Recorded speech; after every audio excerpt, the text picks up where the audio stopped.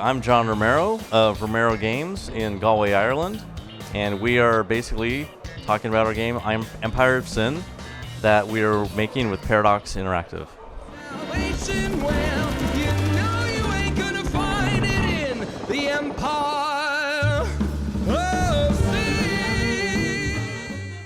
So the idea behind Empire of Sin is an idea that Brenda, the lead designer, has had for about 20 years, and she's wanted to make this game for a long time since working on the Wizardry and the Jagged Alliance franchises. So she wanted to take a lot of the ideas from those games, but pair that with a strategy game. And when it came time to kind of pitch that idea, Paradox was a perfect company that this game would just match with, very well. Well, the traits and the relationships and all that kind of come from the ideas of of the character interactions that were in Jagged Alliance. And what we wanted to do was kind of take the idea and design it for this time period and kind of expand on it for a strategy game and make combat like very tactical and interesting in the choices of the characters that you bring into combat. And just the characters that you hire as well, because their interactions are important. You might have somebody that you hire, and then you see a potential RPC, a recruitable player character that you want to hire as well, but then they hate the person that you already have on your crew, and then you kind of have to decide, do you want to even hire them or kind of keep them separate? Maybe they have a really weird trait that you don't like. They might be an alcoholic, and they might just get drunk all the time and be really hard to handle, So there's a lot of different traits that these characters have. There are 60 RPCs, so there's a lot of different variables in them. So some really bad interactions could result in people killing each other. So if you, for example, have a character that you use to execute people all the time, so let's say you defeat an enemy in combat and you have this one character go and just execute them over and over again. Every time that you have a combat, maybe you just have them run around and execute people all the time, they become cruel. They get the cruelty trait, which actually helps them in certain ways. It kind of buffs some of their stats, but if you do it too much, they could become a serial killer, and they're dangerous to have alone with one other person. So you can't leave a serial killer with a single RPC somewhere. They might just get into a fight, kill them. You might have somebody in a fight where you have one person who loves another person, and in combat, that one of them gets killed or damaged, and then the person who is in love with them goes crazy, and they might leave the group now because you let them get killed. So there's a lot of interactions like that where you got to manage everybody's temperaments and statuses, which change over time.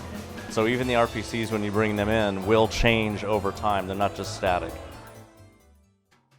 So the influences for the time period came from basically a lot of the movies and a lot of the games that we've played over the years. So Peaky Blinders is an influence. There's a lot of historical information out there. There are real gangsters that we've put in our game, and there are gangsters we've created to create a really diverse range of characters that you can play. So there's a lot of historical information in the game as well, because we wanted to have a lot. There's a lot of data in this game, and some of the information is really interesting, like newspapers that you can read. They contain historical data of the time, and they contain different stories based on how you're doing in the game and what other things are happening between other factions in the game, and historical information in the world and historical information inside the United States. So the game does take place starting in 1920 and progresses along a timeline until 1933. So if you haven't taken over Chicago by 1933, the game ends, and whoever has the most power is the winner.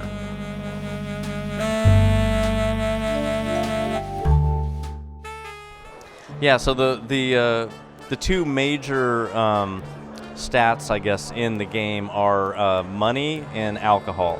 And to run a criminal empire in Prohibition era, you need alcohol. Okay, and selling alcohol makes you money. And so by using money, you get to buy rackets, you get to improve rackets, you get to change what the look of the rackets are, hiring guards. and basically expands your power throughout the city to try and take it over. But you're also against a bunch of other bosses, and they're trying to do the exact same thing, and they're probably forming alliances against you to take you out. So when even two bosses have an alliance against you, they might just decide to take over a bunch of your rackets, which is really dangerous. Or they might tip off the Bureau of Prohibition, and then they want to raid you and shut down your rackets. So there's a lot of backstabbing and double dealing. There's like a really great diplomatic screen where you can do a lot of alliances, or you can do a lot of trades between different factions. So you might be allied with somebody, or you might be trying to ally with someone, and so you can kind of offer them some stuff, and they'll offer back, and you're just trying to win their favor so you can raise your faction rating. They can become your friend, and then maybe you can get some alcohol out of them. There's just a lot of different things that you can do in this game that make it really deep and really interesting. I think that the perception of the game, when people if people don't know about it, they might assume that it's a shooter. You are shooting in this game. There's a lot of guns, there's a lot of blood, there's a lot of explosions, but it's not from the first-person perspective. Making another FPS is something that I can't talk about right now, but this project was something that Brenda has really wanted to make for a long time. We have our whole company working on it, and we just wanted it to look amazing and to fulfill the vision that she's had for so long. And so it is a shooter as far as shooting things, but it's not an FPS.